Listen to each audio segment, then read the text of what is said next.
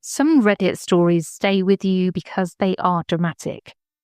Others stay with you because they sound as though they could have happened to almost anyone. A late night walk home past a family graveyard. A police officer responding to what should have been a routine call. Neither story begins with someone looking for ghosts. Neither witness sets out to investigate the paranormal. Instead, they find themselves in situations that start out ordinary enough, before taking a turn that neither of them can properly explain. As always with these Reddit episodes, we'll let the witnesses tell their stories in their own words. And you can decide for yourself what, if anything, was really waiting in the darkness.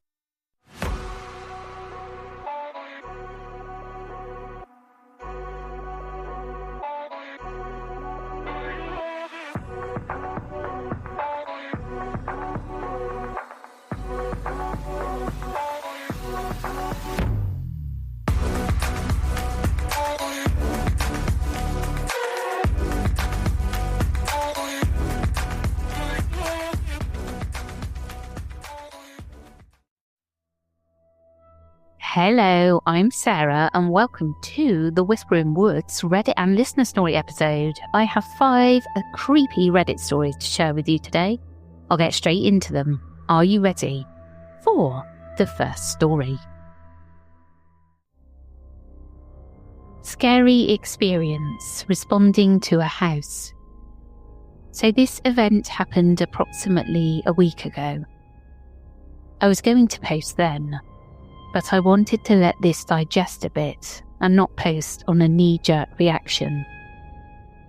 I'm a police officer in a city of about 30k people. I'm currently assigned to our midnight shift, working the hours of 10 p.m. to 6 a.m. At the beginning of my shift, I'm called to a house in what can only be described as the wealthiest part of town. I'm told by dispatch that the resident of the house, a teenage girl, believes that an adult male is attempting to enter the home. I activated my lights and sirens and arrived at the home a short time later. I knock on the door and make contact with the caller, a frantic 18-year-old girl. My sergeant arrives on the scene a short time later. I ask her to describe what happened. She explains that while laying on the couch, she heard pounding on the front door. She then looked out the peep and did not see anyone. She then heard banging on the back sliding glass door and screaming coming from outside. Again, she did not see anyone. We ask if anyone made entry into the home. The complainant denies this. My sergeant and I check the area, finding no footprints in the yard. We also check the dew in the grass, finding it to be undisturbed. We also check the glass for fingerprints and were unable to locate any. We chalked it up to this girl's friends playing a prank on her, or her having an overactive imagination, and leave the house. Approximately 3 hours later, we're called back to the residence. We're notified that the female believes someone to be inside the home this time. I beat my partner to the house by approximately 3 to 4 minutes. I enter and begin speaking with the complainant, who is visibly shaken. I'm told that she was awoken by more banging and a man saying, "I know you're in there." The complainant states that she had barricaded the basement door with a chair, as she believes someone could easily enter the home through the attached garage. I tell her to stay put in the living room and go to search the basement/garage. I draw my firearm and search the basement. During my search, I feel very uneasy, as if I'm being watched. I complete my search as my partner arrives. I walk back upstairs and meet with her. and tell her that I haven't cleared the rest of the home yet. She draws her weapon and helps me search the rest of the home. The last room we enter belongs to the complainant, and it's her bedroom. Inside the bedroom, we find a Ouija board to be in plain view. We deem the residence safe and go back to the living room. At this point, the complainant is frantically shaking and crying. We ask if she lives alone. She states that she stays with her grandparents. She also states that they are out of town on business. She states that she is frequently home alone due to her grandparents being out of town on business. I ask her to call and speak with her grandpa. I speak with him and learn that the complainant does not have any mental health issues, nor any behavioural issues. The complainant also does not use any form of drugs that he knows of, besides nicotine. Grandpa states he is going to call another family member to come look after the complainant. We speak with the complainant again. The complainant admits to smoking other things occasionally, but not partaking on any of the night of the disturbance. The complainant also advised us that she found the Ouija board that day hidden in the closet of the home. Her condition further degraded, and she requested that we take her somewhere else.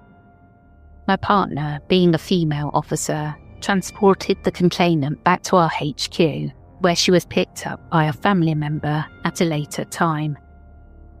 I stayed at the home and searched the surrounding area again. I again did not locate any signs of a person being outside. I don't know if this is the right place to post this.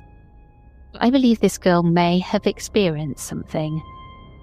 I for sure did not feel good whilst being in that basement. I used to be a huge skeptic of the paranormal until I took this job. However, I have experienced and dealt with multiple things that I could not explain in regard to calls to service. My partner also stated to feel very uneasy while being in the house.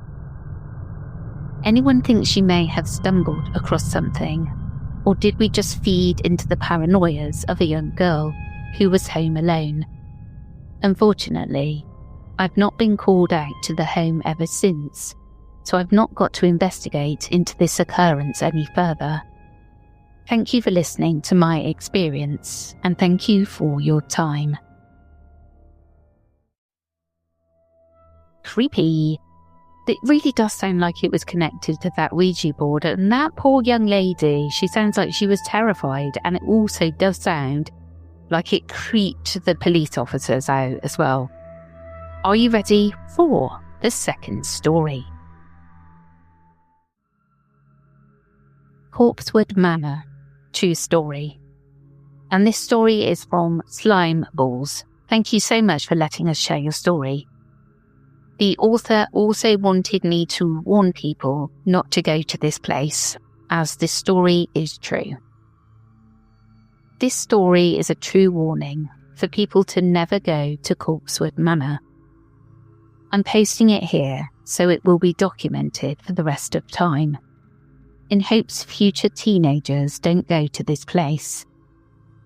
Corpsewood Manor is located on Alabama Highway in Ringgold, Georgia. Me and my friends were young in 2016 and at a party having fun, but the cops came and crashed the party. As we were leaving, we start a conference call with all the people who were there and ask what the next plan is. We couldn't find another party, so one guy suggested that we go to Corpsewood Manor. The group decided that that would be the plan, so we drive there in a convoy of about 4 cars full of people. Going to Corpsewood Manor is a long drive down a dark road, and it was 2 a.m. The house has a driveway that goes about a mile into the woods. We got there, and nothing out of the ordinary happened. But as we walk away from the cars, the guy who suggested going there says, "Whatever you do, Don't take anything from the house. Leave everything where you found it. We all say okay, and then walk towards the house. We adventured through the remains, and still nothing crazy happened. But as we are leaving, we start getting the feeling that someone is watching us.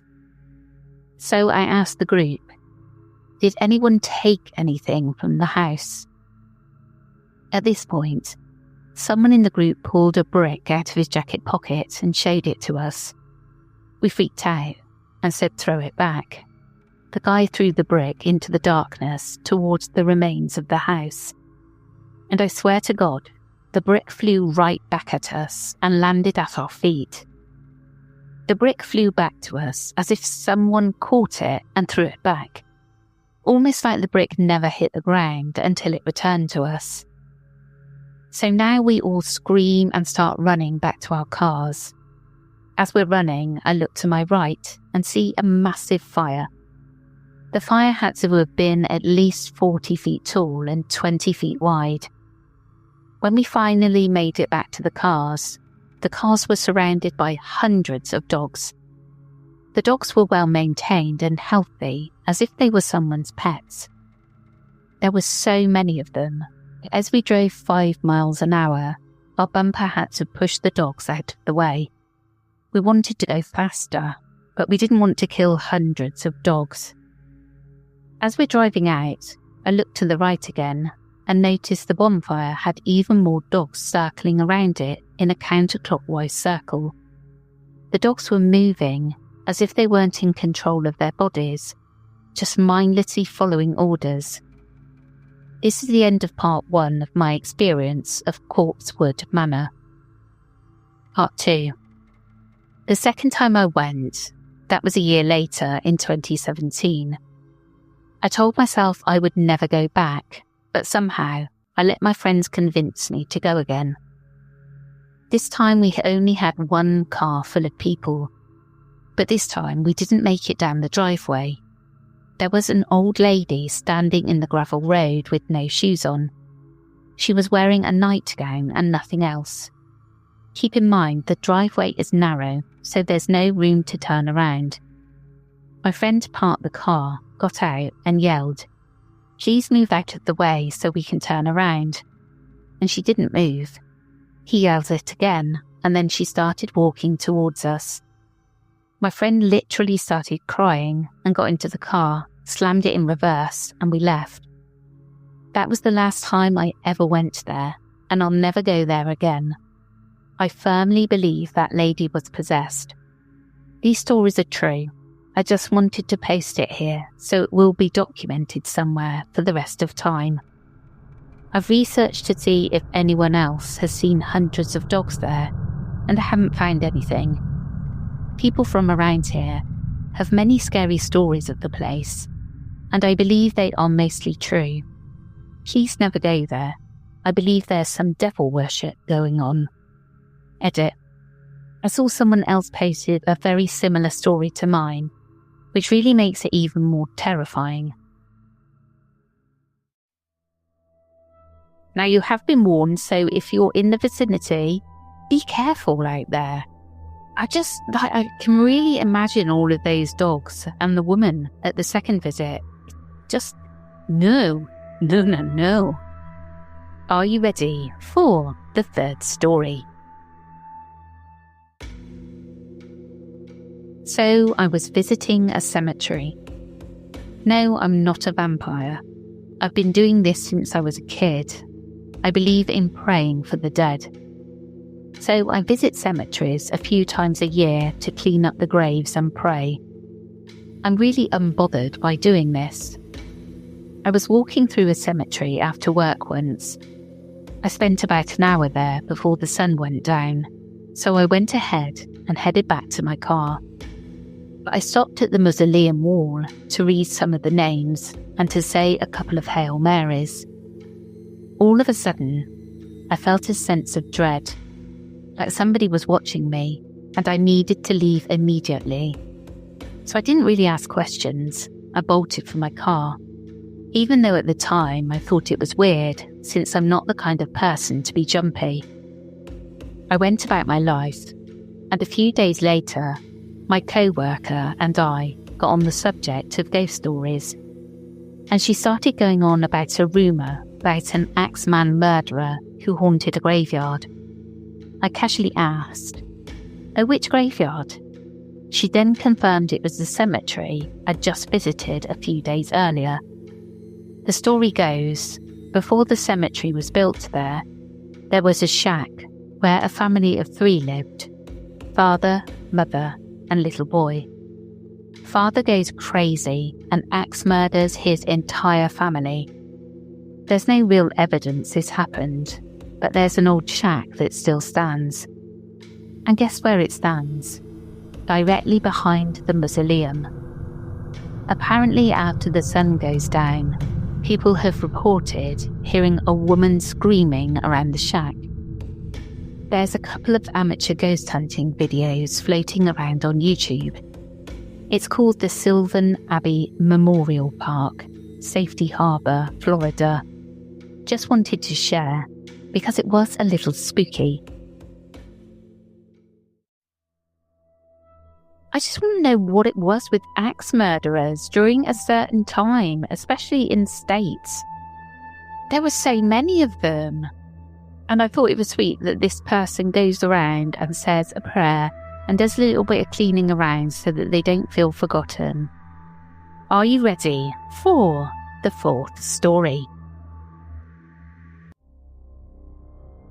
Here's a story for you. I used to work in a military cemetery, carrying caskets and doing rifle detail. I always thought it felt like a place of unfinished business, because many of the tombstones are men under 25 who died in far-away wars. While I felt this way, I rarely ever encountered much except my own shadow in the cemetery. Well, one day, we were standing around waiting to conduct a funeral when I realised I had to pee. The facilities were closed and locked for the weekend, and I had a 2-hour-plus ceremony about to occur. So I ran into the woods a few hundred feet out of view of anyone, onto the side of the road of the cemetery with no graves, far away from the actual tombstones to go. I went in reasonably far to be respectful, across the point, and stopped dead in my tracks, because I felt like I got really, really sad. Like so depressed and overwhelmed, I wanted to sit down and weep on the ground, which turned into raw, hot anger that made my skin burn. Obviously, I can't just sit down in the woods though, so I kept walking a few feet and I stepped over a log and tripped over a tombstone in the middle of the woods. It turns out I had stumbled across a very, very old part of the cemetery that predated all of the graves currently being maintained. Like all of the tombstones go back to the late 1800s. This was a gravestone from easily the early 1800s or late 1700s that didn't match the rest of the cemetery at all and was barely standing. Of course I didn't pee, because I felt like I was being screamed at to leave. The urge to run away hit me square in the face, but I just turned and walked out of the woods the way I came. As soon as I started walking away, the feeling of anger, sadness and dread leached off me, and I went back to feeling normal again. I'm sure somebody has a fantastic, cynical explanation for all that, but my interpretation has always been that whoever was buried there was just unhappy at being disturbed and angry for being forgotten, and they just took it out on whoever stumbled into their part of the woods. Another friend of mine had a similar experience later in the same area, without me ever telling him what happened to me. That's spooky, and let that be a warning to you. Never pee on a gravestone.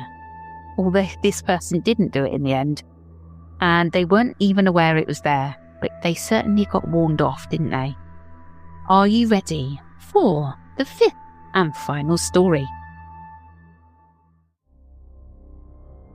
graveyard creature. So one night on a weekend, like Saturday, my friend was going to walk over to my house to stay the night. He told me to meet him at his grandma's to help him carry his mini TV.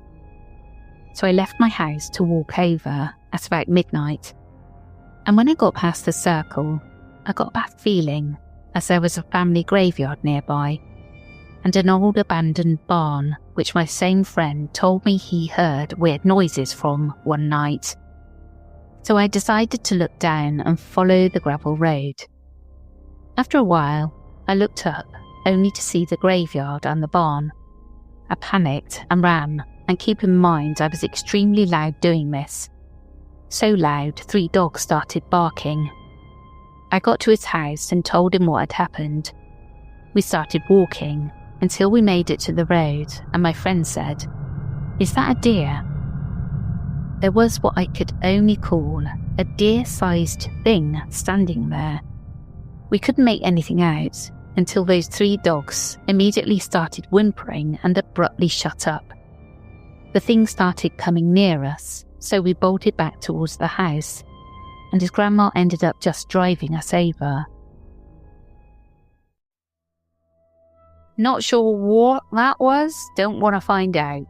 Well, that's it from me today. I hope you enjoyed. And just a little heads up as well, that this is the last Reddit and listener story episode for 2 weeks, because we are swapping over to 14 Days of Summer Fear on the 27th, I think it is, of July. Hope you enjoy. Take care, everyone.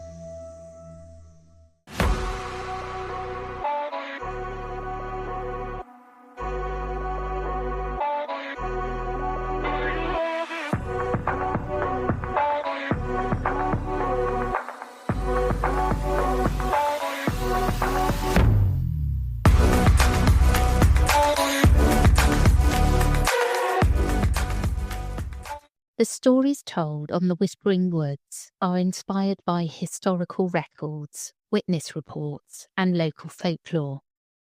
While every effort is made to research and represent events accurately, some details, names, and locations may differ from official accounts or have been changed out of respect for those involved. These episodes are created for storytelling and entertainment purposes, and should not be considered definitive fact or investigative journalism.